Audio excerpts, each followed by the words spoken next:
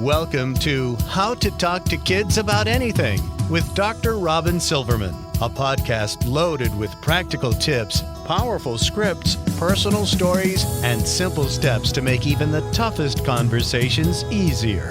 So get ready to get the information you need to make the impact you want from someone you trust, your friend, parenting expert, Dr. Robyn Silverman.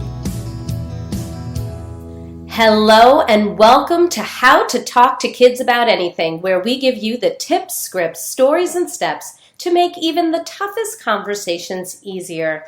I'm so honored to be your host, Dr. Robyn Silverman, child and teen development specialist, author, and speaker, and most importantly, parent of two great kids who give me the opportunity to love, learn, and grow every single day, whether I want to or not.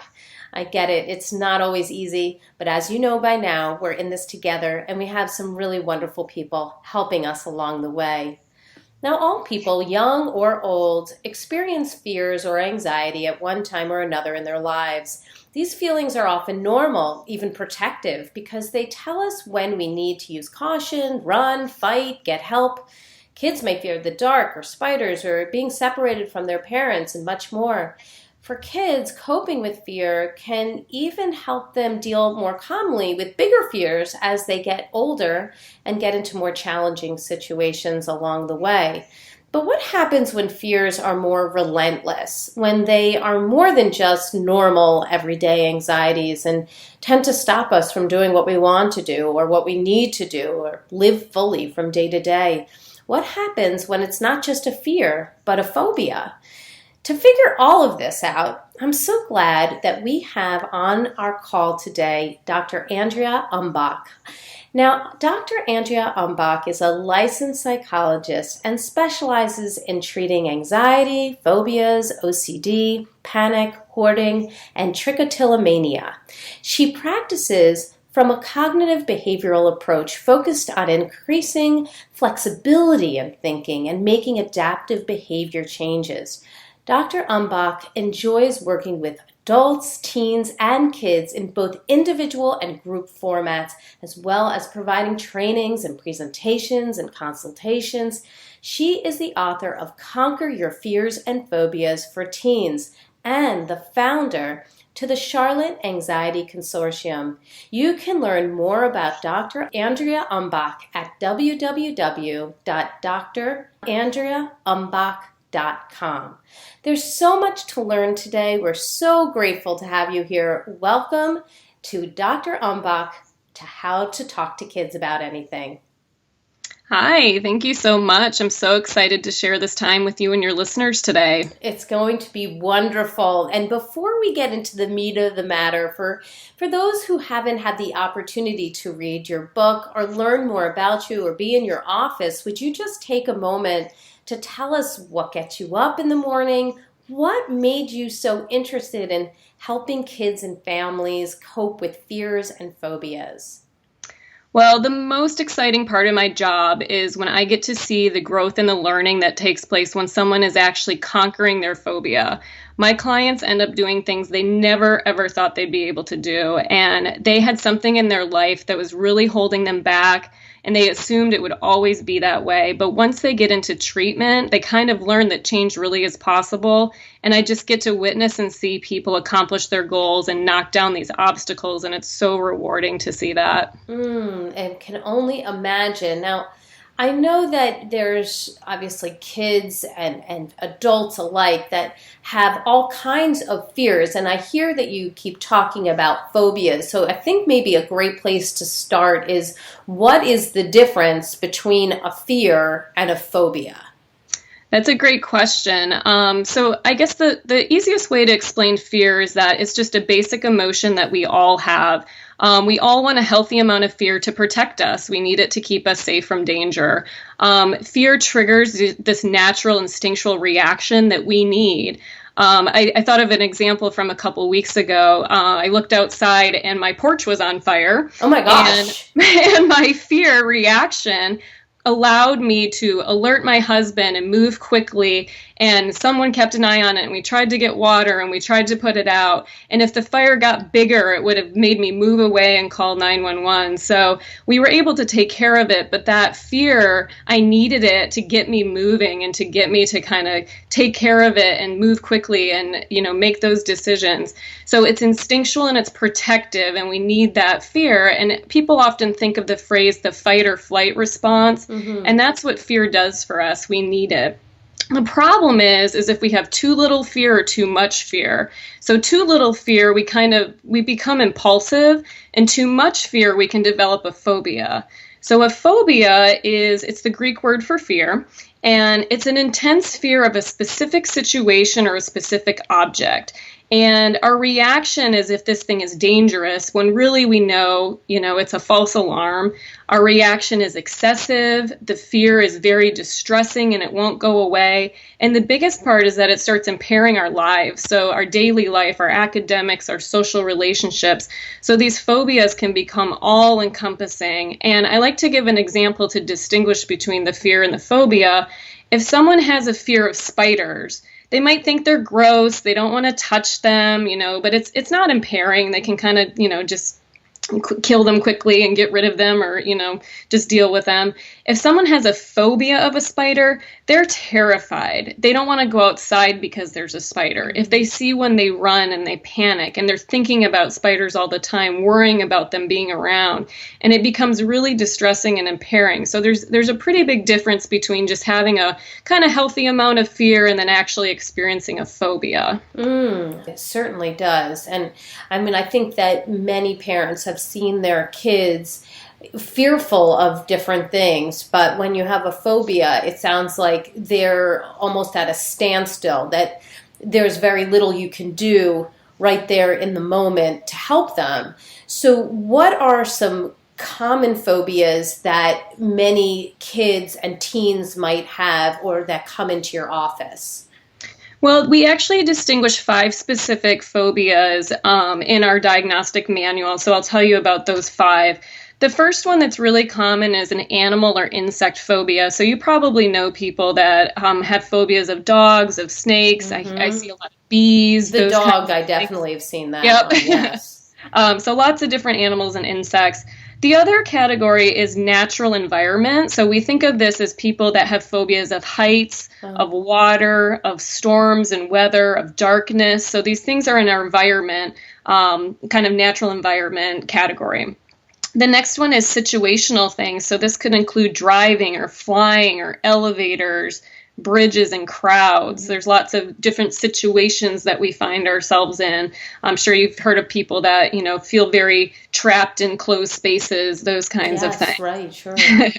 And then another common one we hear about a lot is our fear of shots and doctors and blood. Sure. Yeah, we think of this as our injury kind of category. And then they have this last just other category that can include, I have a lot of people now that have a fear of vomiting, people getting afraid of getting hurt, sometimes afraid of clowns. There's the clown one, I've heard that one. Yeah, the categories are kind of endless. And what I tell people a lot is it's not so much about the content of the phobia or the category that you fit into, because you really could have a phobia about just about anything. And a lot of times in my book, you could kind of see a list. I have a lot of celebrities listed and kind of the phobias that we've heard that they have, and you'll see that some of them seem kind of uncommon. It is known, and I don't know if this is absolutely true or not, but it has been said that Oprah has a fear or a phobia of chewing gum, and Matthew McConaughey has a phobia of revolving doors. So again, they're things that we might not necessarily consider like a common phobia, but it really doesn't matter what the situation is. It matters how distressing it is and how impairing it is for the person. So, some of those sound bizarre, and some of them sound like things that we've heard all throughout our lives. And what would cause someone to have a phobia? There's a couple different things, and usually I think about 4 different categories. The first one is genetic predisposition. So we know that anxiety runs in families. The thing that researchers haven't really figured out yet, though, is what exactly is passed on or what exactly is inherited. They kind of guess that it might be a certain sensitivity or personality type or certain neurotransmitters being regulated, a more excited sympathetic nervous system, but they haven't really figured that part out. But we do know just from research that if you have a family member that has phobia, it is more likely that you could have one too. And it might not be the exact same phobia, but it could be just the category of having a phobia. So that's kind of one of the big ones on the genetic side. On the other side of things, the environmental side, a really big one is having some negative experience with the object. So a really obvious one is if I get stung by a bee, now I'm probably going to have a phobia. Or if I choke on a piece of food, now I might have a phobia of certain foods. So this direct, just negative experience. Not everybody has that, though. So some people, their fear actually comes from just observational learning. So they watch other people and how they react to something, and that is what causes them to start having their own fear. And I had a really good example from a client, a teenager, and we were talking about his phobia of thunderstorms. And at one point he told me that his fear actually started because his father would take them to hide in their basement or in their bathtub anytime there was bad weather. Oh, gosh. So that reaction obviously caused some fear in him, and it got up to a certain level where it caused a phobia. So sometimes, again, it's watching other people and what they're doing and how they're reacting. Right. And then the last category is information. So we hear things. We hear what people say. We hear TV. We have lots of cautions and warnings. So I don't even have to have contact with something, but just even hearing about what it could do to me or being fearful of what might happen could cause me to react or have some kind of phobia. Right. I remember when my son, he was about 2 years old, and we were at the park, and he, at the top of the slide, swatted at a hornet. Mm-hmm. And it stung him right in the face. Oh. And he to this day still is, looking around. If he sees something flying, he's very concerned. First, he thought it was a bee, and we had to explain, no, it actually wasn't a bee. Bees are so much more common around here. That's where, it wasn't a bee. It really wasn't a bee. It was a hornet. And now he's very interested in bugs, which, is one great way that he kind of took it in a different direction. But if something's flying around, I see his anxiety go up, and I know that it stems from that time when he was in 2 years old. It was a really bad sting, and it was memorable, even for him. Being so young, he still remembers that time. I'm wondering if there's, you were talking about this father who brought his kids into, the bathtub or the basement. I could imagine that even, a mother or a father is talking about her own fear of dogs or something, even if you don't see it, and it's not even on the news, that might just instill something in a child to say, I'm supposed to be scared of those things. Wouldn't that be a way to transfer that? Yeah, and we do have to be careful, and I often talk with adults about watching our own anxiety and our own phobias, and we also have to be careful of the overprotective parenting too, because we don't want our kids to be afraid of everything. We're trying to balance this healthy sense of fear, again, so they can protect themselves, but we also have to balance it with just logical risk-taking. So it puts us in a hard position because we don't want to control everything and say, well, I never want my kid to hear something on TV because it might cause them to have a phobia, but we do have to balance this. How do we give them accurate information, and how do we make sure we're not threatening them or freaking them out so they're afraid of everything? I think sometimes parents unfortunately use fear as a tactic. They'll kind of say, well, let me warn you about how horrible this will be so that you won't do it.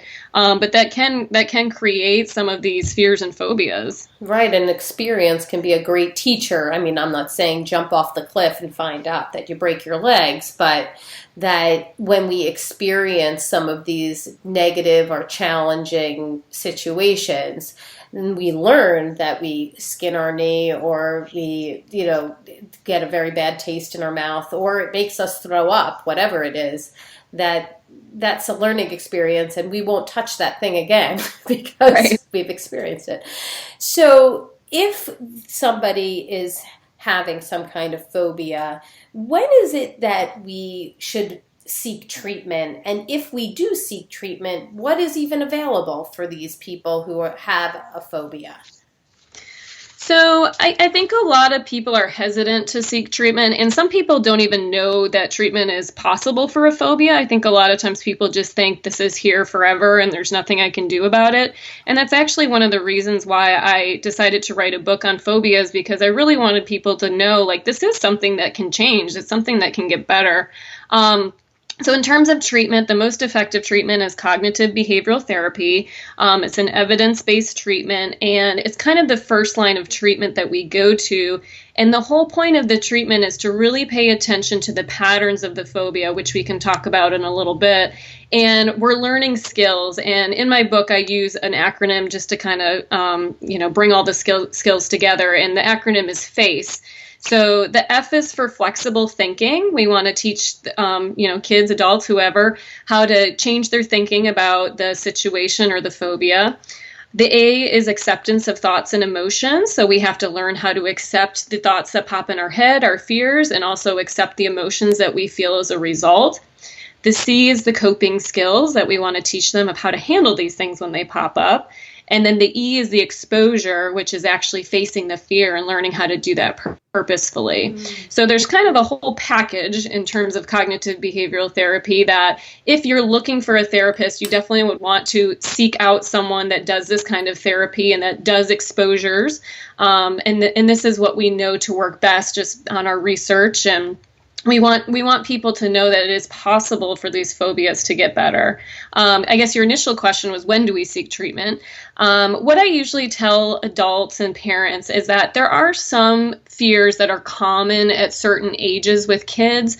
So we have to be careful not to instantly assume that there's a phobia. So we know for, toddlers and young kids, they're usually a little afraid of separating from their parents, and that, costumes and things might scare them. For older kids, we know they start to worry about, weather and performance and those kinds of things. So again, the biggest indicator is how distressing it is for them, how impairing it is in their life.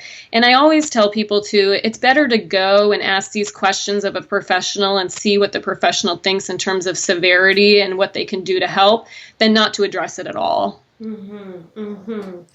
Okay, so there's obviously some good treatment that's available. And one of the things that you had mentioned, and I just wanted to ask a little bit more about, is that E for exposure. So can you give us an example of how you would use exposure to help somebody face their fear? Yeah, so basically what exposure is we're gradually confronting our fears and our triggers, and we're doing it without what we call safety behaviors. So we're trying not to avoid, we're trying not to, if we're doing any kind of rituals, we're trying to actually purposely face this situation. And I like to think of it as an experiment or as a learning experience to kind of say, well, let's see what's actually going to happen. Because the fear, when we have that fear thought in our brain, it says something horrible is going to happen. And the example I usually give to people, because I think it's one that people can understand pretty easily, is having a fear of dogs. And a lot of people think, if they have a phobia of a dog, they think if they see a dog or if they're near a dog, that dog's going to bite me or it's going to hurt me or it's going to get me somehow. So what we do with exposures is we try to set the expectations of, we are going to try to figure out how to approach this situation and not run away from it, because we know that running away from it just keeps the cycle going. It maintains the fear. It means we have to just keep repeating those safety behaviors over and over again. We have to keep avoiding over and over again. And we actually want more of a long-term fix. So our long-term fix is to do exposures to kind of break things down. And we usually go from the easiest thing to the hardest thing. So I'm not going to grab a dog and a kid and throw them in a room and be like, good luck, because they will freak out and they will not be okay with that. Right. So we talk about baby steps, and basically we're just trying to take one step closer, stay a little bit longer, and tolerate the discomfort and the feeling that we might have, so that we can teach our brain and our body that it's not dangerous and that it's okay. So that's the learning experience. We want to be encouraging as parents, but we also don't want to force anything that they're not ready for, because if you force it, you're just going to accelerate their fear even more. So they have to be a willing participant. And what I talk about with parents is that a lot of the work has to be done kind of before the moment. Like I think about it. I was thinking of a metaphor the other day that you don't just throw your kid into a soccer game and say, okay, we're going to teach you how to play during the game, right? Right. Say, okay, we're going to do some practices. We're going to teach you some simple skills, and then we'll build up, and then you'll learn how to play in a game. So a lot of the work that they're going to have to do is outside of the situation, and this is purposely practicing these exposures and baby steps. So I guess I can ask you, this is what I do with my clients usually, is I would say, what would be the first step if I was to try to help someone with the fear of a dog? What would we probably do first? I mean, in my mind, it's either, I would imagine it's like a picture of a dog, right? Yep, exactly. Yeah. So usually a lot of the times, depending on the situation, I'm starting with pictures or videos or information, and we're kind of just trying to get them more comfortable with the content. And then as they're ready, we move up. So sometimes we'll go to PetSmart where the dogs are behind the glass, or we'll go to a park where the dogs are like 50 feet away. And then we slowly get closer and closer to the point where maybe they can pet them or be in the same room with them. And each time we're doing this, they're building up their courage, and they're also seeing, I can do this and I'm able to get through it. Now, I would make sure when we're doing this that the goal is not to be perfectly calm, because that's not going to happen, right? So when a child is practicing, they're not going to be perfectly calm, and we don't want that to be the expectation. What I want the expectation to be is this is going to be uncomfortable and this is going to be challenging, but we can do it and we can get through it, and it's not dangerous, right? That we can handle this. Okay. So, I mean, one of the things that you mentioned is that we can't force a situation, that we can't force our kid into a really challenging situation that we know it has been very negative for them in the past, or that they've had high anxiety about leading up to it. So I'm imagining that's a no-no, but what else is a no-no? Like, what should we not be doing as parents and as educators and coaches when we see that a child has a phobia or some kinds of intense anxiety around something? Well, I have three main no-nos, and the sad thing is they're all very well intentioned. So whenever people do these things, they really think they're helping, and they're really trying to be helping that child in the moment. But it's just one of these things that backfires. So the first thing I think about is our immediate reactions. When we see a child, especially your own child, that's uncomfortable, our instinctual reaction is, what do I do to make it better, right? Sure. How do I fix it? How do I make the pain or the discomfort go away? And as their anxiety increases, our anxiety increases, and it starts to make everybody feel like there's a crisis. So the biggest thing is kind of checking our own reactions and saying, what am I asking them to do? And then I myself have to model that as well. So a lot of times I tell parents, you know what, sometimes I just need to be quiet when somebody is, doing an exposure, or if they're facing something and working on it. If I'm quiet, it's actually better for them than if I'm, spouting a bunch of facts at them and trying to convince them that it's okay, And then the other thing that I can do is try to validate their experience and kind of offer them some thoughts that might be helpful to them in terms of, how do I tell you that you can get through this, or that you can be brave, or that, again, this is a temporary feeling and we can work through it, instead of feeling like we have to make this go away immediately, because that's what our anxiety wants us to do. It's like, fix this now. So the other thing that we want to caution parents and educators about is reassurance. So the first thing that people usually say is, I promise this won't happen. I promise you'll be okay. I promise nothing bad will happen. I promise you won't throw up. And I want to caution adults when they do that, because you're lying to them and they're going to catch you in the lie sooner or later. So I tell parents all the time, don't lie. If you don't know what's going to happen, then tell them you don't know what's going to happen. And that's a skill that they're going to have to learn, that we aren't always going to have certainty, and there's questions that we can't answer, and there's things that we're going to have to face without knowing exactly what's going to happen. These are some good points. Reassurance is a big one.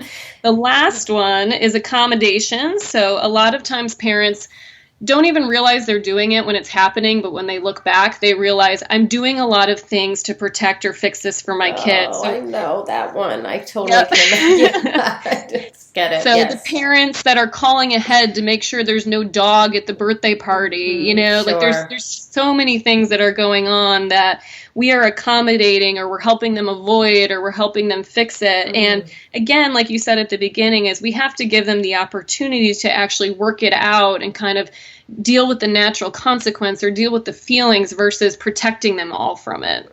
This makes so much sense to me, and I think I've done something like that. I don't remember what it is, but that sounds very familiar to me. Like, Yes. Okay, let me. It's also happened in reverse. I mean, I used to have a dog. Our dog unfortunately passed away.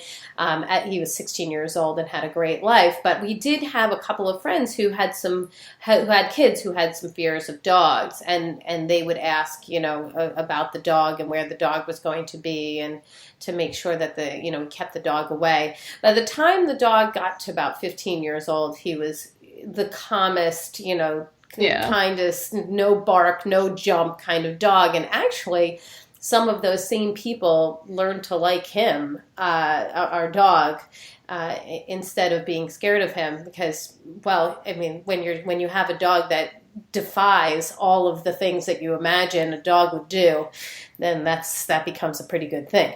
But it is jogging my memory, and I'm thinking, I feel like I must have done that before. Yeah. And you're not alone. Like we specifically, there's been a lot of research on accommodations with OCD, and 90 to 95% of relatives accommodate their loved one's behavior. Sure. So this is very common. So don't feel bad if you've done it. Yeah, I'm not going to feel bad. It's your point, bringing it to my attention. And we also had Jessica Leahy on our podcast talking about the fear of failure, and she talks about this too. Making sure that you allow your child to fail, to not make all of the accommodations, to not bring the homework to school when they forgot. It's kind of like the same type of thing, but in a fear and phobia kind of a way.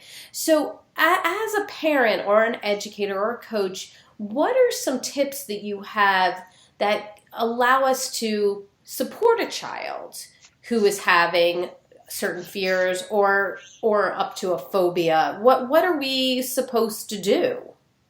Well, I think step number one for everyone is just really understanding your child's patterns. So you and your child have to understand, what are the parts of my phobia and what is keeping it alive and what is maintaining it. And the biggest thing that maintains our fears and phobias, again, are usually these safety behaviors. They're usually the things that we're doing to protect ourselves in the moment, and it's short-term fixes. So it's making us feel better for that moment, but then long-term, the fear is still there. So I use an acronym to think about these different parts. I use the acronym STARES. So the first thing that we want to notice is, what are the situations that are triggering? So that's our ST. The anxiety. So what is the event, or what are the thoughts, or what are the physical sensations that get the cycle going? If someone has a fear of water, we might say there's different situations where that comes up. So if we're at the pool, or, if there's a hose and they're going to get sprayed with a hose, or even having their face in the shower, like there's probably going to be more than one situation where this is coming up, and you have to be aware of what those situations are so you can even address them in the first place. The other thing, the A and the I, is these automatic interpretations that we have. We need to know what our child's thoughts are and what their fears are, because as adults, we usually make a lot of assumptions based on our own experience of what we would be afraid of in these situations. So I've had a lot of times where the parents come in and they're like, oh, my child's afraid of this. And then once I talk to the kid, it's something totally different because they're thinking about it in a different way. A great example with the water is parents might assume like my kid's afraid of drowning, when the reality is they're afraid of the bacteria in the water. Right? Interesting. So it might be something, sometimes we guess right, but sometimes we don't. And then the R would be the reaction. So what is my child's reaction? What do they feel physically, or what do they feel emotionally when they get in these situations? And then the last thing, the S, is the safety behavior. So what are we doing and what are they doing that's keeping this going? Our escape, our avoidance, we have to be with someone all the time. I have to call and check in. I have to, ask questions all the time to make sure everything's going to be okay. Like whatever those things are, we need to know, because that gives us a guide in terms of when we practice exposures and when we talk to our kids, what do we need to be addressing and actually understanding it, because every individual child is going to be a little bit different, and we can't assume that I can use one blanket statement and that it's going to just change everything. Mm-hmm. So we need to know their specific patterns. So I think that's number one, like the most important thing to really understand. And you can use books and things to help you do that. So in my book, Conquer Your Fears and Phobias for Teens, it can walk you through that. A psychologist can walk you through that if you don't feel comfortable figuring that out on your own. But it's definitely like the key first thing that we have to do. Mm-hmm. Okay. So if a child is right in front of you and you know that they are going to have this fear because you're going to a place where that the dog is, or it's going to be dark, or there's going to be spiders in the woods, or whatever it is, or maybe they're involved in their fear already, it's already starting to happen. What can we say or do in those circumstances? Well, I think I kind of talked about this before with the soccer game, that you're going to have to do the prep work. Right. So what I tell parents a lot of times at the beginning, as I say, okay, if naturally you end up in these experiences where you have to go somewhere and they're gonna be faced with their fear and you haven't prepared for it, then you're probably going to have to do a little bit of accommodating and reassuring and avoiding to get through it. Right. But once you build up your skills and once you practice these things, then you're going to start weaning off that stuff. So the skills that we need to help them build, one is we have to validate our child's experience, and we have to start normalizing these negative feelings that they're having and teaching them that they're not bad, they're not horrible, they actually have a purpose. We don't have to get rid of them right away. And I think a big discussion that parents have to have with their kids, a sit-down discussion, as we walk through our lives discussion, is constantly giving them their own self-talk of how do I tolerate discomfort. And I give parents phrases and I say, I purposely want you to use the word I so that your child can internalize it instead of you saying you. So I can give you a couple phrases that might be helpful. That would be great. Yep. So some of them would be specifically for tolerating discomfort, like I've made it through tough times before. I don't need to let these feelings stop me. I can keep going. This is an opportunity to build my strength, or this is an opportunity for me to be uncomfortable. I'm stronger than I think. So there's tons of these phrases that we can give kids, and none of those things that I just said had anything to do with dogs, had anything to do with, fixing my discomfort. It's just saying, how do I get comfortable with feeling confident that I can handle this? And I know you had someone talk about bravery, and I think that's, listen to her podcast as well, that helps you kind of get these phrases and things that you can use to help them feel that they can handle these situations instead of feeling like they have to run away from them. Right. That was Margie Worrell. She talks about bravery and having courage and trying new things and taking risks. Absolutely. And then the other self-talk that you can use when they're actually practicing and doing exposures is using the self-talk about facing and approaching these things. So, today I'm going to go outside my comfort zone, and when I face my fear, I get more free. I'll praise myself for being willing to confront this fear. The more I practice, the easier this will get. And if they need those phrases to come from you, because they're not going to get to those on their own. And again, I would say use it in their words so that they can keep internalizing it and start using that dialogue when you're not there. So that's what I often do with kids, is we use these phrases and I have them write them down on a little note card and kind of put it somewhere with them, so that if I'm not with them or if their parents aren't with them, they can refer back to it and they can read it over and they can kind of talk themselves through it when they have those situations that they're struggling with. So as a parent in that situation, would I say, is this a good time for you to get your note cards out? Or how would we prompt them to start using these phrases? Yeah, you could definitely do that. You could say, let's get our note cards out. You could just, if you're there with them, you could say some of the phrases to them, or you could say, hey, I think now's a good time to use one of your self-talk phrases or whatever you call them. Mm-hmm. And sometimes people use a code word. So they'll say, every time we say mangoes, like we're going to think about our, strength or something like that. So sometimes it's just trying to decide between you and your child, like when we are in these moments, how are we going to communicate about it so that we know this is kind of what our goal is. And I think that's another step for you and your child to be on the same page about what the goals are. Because if your child is in their head still thinking, my goal is to never feel uncomfortable and my goal is to make sure I never see a dog, we need to make sure that they understand that those goals actually aren't going to help them and that they have to shift to different kinds of goals. The goal being, I'm going to tolerate or I'm going to try to do things that are hard. I'm not going to always know what's going to happen, but I can get through it. They need to know from you, like, what are the expectations and what are the goals that we're all working on? These are so important. And I love your scripting and all of those great lines that we can give to our kids and knowing, I'm sure, that they need to be lines that come out of their own mouths, that they're words that they would say, so that it's not in the language of an adult if the child is young or, and they wouldn't say it that way. How would you encourage yourself, right? It's how that individual child would say these words to themselves. Yeah, and I have a nice list that I found. I'd love to give the resource, but I don't know it off the top of my head.